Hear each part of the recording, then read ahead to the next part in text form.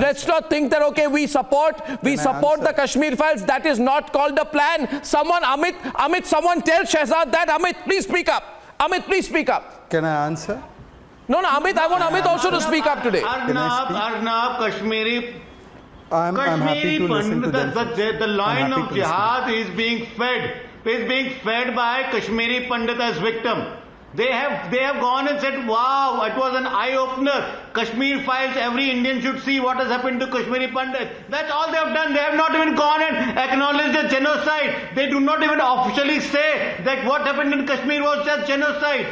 You have gone and cloaked the jihad of Kashmir by saying, oh, it is a problem of corruption and underdevelopment. 32 साल से वहां नारे चल रहे थे, यहाँ क्या चलेगा, निजाम मुस्तफा, मगर भारतीय जनता पार्टी को नजर क्या रहा था, हमें क्या चाहिए, नौकरी. So that is exactly the problem. If you are not willing to address the main root cause of what is happening in Kashmir, you will never have a peaceful Kashmir. Stop treating us. No, you know, why don't you go all out? I'm really shocked today, you know. I'll tell you one thing, Shehzad. You have legitimized Farooq and Omar Abdullah again. You have legitimized Mehbooba Mufti again. You've legitimized the Gupkar gang. You're consulting them on the future course of the democratic process in Kashmir. You've legitimized these people. And by doing so, you have reversed your own advantages that you gained after the abrogation of Article 370. And I, for one, do not believe in one step forward, two steps back, Shehzad. So tell me, do you have a plan? Can I speak, Arnab, for 20 seconds? Can I speak yes, for 20 please. seconds without being interrupted? Arnab, there is no plan because this Talibanization and Islamist bigotry has been going on for 800 years, and this is the 7th exodus and genocide of the Kashmiri Hindus. So if you or anybody else thinks that in 8 years we're going to solve a problem that is deep-rooted for 800 years, it won't happen. I'm acknowledging that, but I want to begin with one thing. As an Indian Muslim, not just as a Bharatiya Janata Party spokesperson, I want to acknowledge that what has happened over the last 800 years, where the seat of Hinduism, the seat of Hindu learning, what was named after Rishi Kashyap, has been now transformed into a bastion of Islamist bigotry. I want to acknowledge on my own that yes, it is Islamic bigotry that is on display. Will my friends, Mr. Ayaz and the other spokesperson come and acknowledge first that what happened to the Hindus there is nothing short of Hinduphobia? Let him speak. If akhlaq gets killed, that is called Islamophobia. I want to... You talk of last 3 years. Don't go back to 800 years. You talk of can I please make a point without being interrupted? We can have this discussion. We can have this discussion if 370 and 35A was removed. Whether we did what we did, we didn't do what we didn't do. But I want to start only with one point, Arnab. Arnab, I just want to start with one point. Can Mr. Ayaz, who is now shedding crocodile tears, gather himself and call Burhan Wani and Yasin Malik a terrorist? Can he even start by that? Can he start by saying that what happened was when Ralif Salif Gali was said from the mosque? Was that not Hinduphobia? Can he come out and say? They call the killing of Akhlaq and Pehlu Khan Islamophobia. Can they acknowledge that what happened to Sushil Pandit is nothing short of Hinduphobia? Can they acknowledge that the killing of Amreen Bhatt or the killing of Rahul is Hinduphobia? Can they acknowledge that? Can he say that Yasin Malik is a terrorist? Can he say that Burhan Wani was a terrorist? Can he say that? Just begin by that. Forget everything else. They won't. They shelter Islamist terrorists. They come out and they justify the picking up of guns in the name of Islam. They come out and say that we must talk to these terrorists. They come out and say that the judgment against Yasin Malik was unfortunate. They come out and they blame others and they give a clean sheet to Pakistan. They come out and they do not acknowledge that what has happened to Sushil Pandit, what has happened to Mr. Raina, what has happened to Ashok Pandit is nothing short of genocide that has continued for 800 years. Can they come out and acknowledge that the genesis of this lies in bigotry seeped in theological foundations? Can they come out and acknowledge that? I still will ask you, one minute. Sushil is coming in with a point. Yes, Sushil. Yes. Sushil. Much as I would like to be grateful to Shehzad for what he has so candidly accepted in Kashmir, we have done enough bashing of Pakistan and jihad. We have done enough of screaming and shouting and breastbeating about what happened to us in Kashmir. And we can keep doing it for another lifetime. Please tell me, what do you have as a plan for Kashmir? You are in power, you are in government. Just berating Pakistan, just accusing jihad, just lamenting that they are butchering Hindus in Kashmir is not enough. What are you doing about it? The question is, are we going to be lambs to slaughter every other day in Kashmir? No, 370 was long time back. No, removal of 370 was long time back, Shehzad. Please don't stop tom-tomming that. I'm asking you today that one minute, Shehzad, just a minute, please allow me to make my point a little clearer to you. Shehzad, allow me to make my point a little clearer to you tonight. No, let me speak to you very freely from my heart. I want to talk to you tonight, Shehzad, but you got to listen to me. You got to listen to me. No, 1 minute, just 1 minute. Just 1 minute, Shehzad. Give me a moment. I know about jihad. I know about polarization. I know about all these Islamist forces that are coming in. We all know that. We all know Pakistan's role. We all know that. But what do I want to see? I want to see a government that gives them a bloody nose. What are you I doing? want to see a government that punches them hard. Don't we want to see that? No.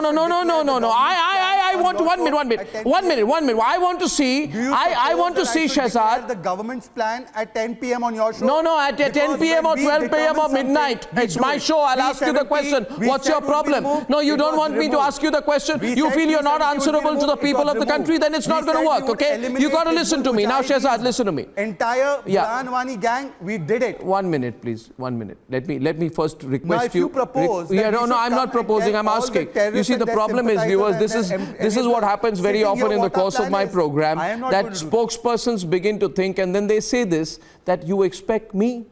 They say to me on my show, they say, you expect me to tell you the government's policy at 10 p.m.? Well, this is 10 p.m. And I do expect you to elaborate on my question. And I think I'd request you,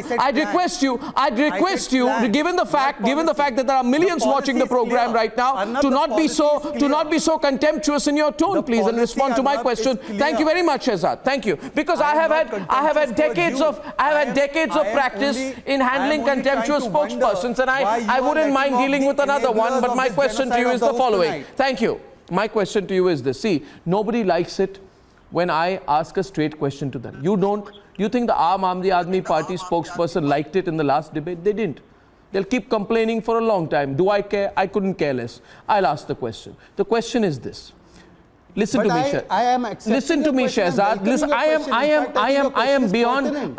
You think that you will change me now at this stage of my career? You won't. So please don't be contemptuous to me and listen to me. I think Sushil is totally right. What is your policy? I want to know. I'm sorry, but you're not listening. No, you're not listening. No, here's, listen to me now. Listen to me. We're not here to fight, but I'm telling you something. You dealt strongly with Mehbooba Mufti, Omar, Farooq, and that gang. Then you somewhere went soft. And this Mehbooba Mufti and her allied brigade blame you, while on the other hand, they go all out to support the terrorist elements, and they back them all the time. Mehbooba Mufti said, Yasin Malik is being incarcerated. It won't solve the problem. Farooq Abdullah says, sab mare jayenge. Resents the Indian Army presence in Kashmir. Right? What are you doing in turn? Some of them are calling terrorists sons of the soil. Assets, they call them. You know what they call them? Amit, they call them assets. Assets. And do you think that these assets don't get encouraged by this kind of political support? And you know why there was no violence for a while after the removal of 370? Because you were tough, because you were uncompromising, because there was no politics, because you absolutely gave the security forces a free hand. But now there's a little bit of a wishy-washy going on. Am I right, Shehzad? Am I right, Ashok? Little bit of wishy-washy last 6 months, 1 year. Let's get back to the politics. Let's bring people to the mainstream. Well, I ask you tonight, I want to ask you, why did you, who will bring Rajni Bala back to the mainstream? My question is, Ashok Pandit, they keep saying, let's bring Farooq into the mainstream. Let's bring Mehbooba into the mainstream. Who's going to bring Rahul Bhatt, Ranjit Singh and Rajni Bala into the mainstream? Answer me. I open the lines tonight, you'll know whether people of the country agree with me. Ashok Pandit, is that not right? Arnab, me, Sushil, Amit, and the entire group of Kashmiri Pandits realized we knew what's going to come when this government sat with the Gupkar's bank to strategize what we have to do in Kashmir and how do we improve situation in Kashmir. We knew this is going to come. I just want to ask one question to Shehzad. Forget 800 years, 400 years, 300 years, 200 years. Shehzad, Kashmiri Pandits on the streets are asking after Rahul Bhatt's death, please transfer us to Jammu. Please relocate us. Exactly. Why is this not happening? A government which abolished, eradicated 370 and 35A is not able to transfer 5,000 employees. We would have not lost Amreen Bhatt. We would have not lost Rajni Bala. We would have not lost Rahul Bhatt. A simple decision of transferring 5,000 Kashmiri Pandit employees to Jammu is not being done. And the president of Jammu and Kashmir is busy talking like Sunny Deol that Pakistan ये कर रहा है, हम खदेड़ेंगे, हम मारेंगे. अरे वो हमको मार रहा है, हमारी लाशें गिर रही हैं, हमारे बटुए गिर रहे हैं, हमारा खून बह रहा है. Shahzad, please transfer 5,000 Kashmiri Pandit employees tomorrow in the morning. Why? But why? No, but why? Why are you saying? Ashok Pandit? 1 minute.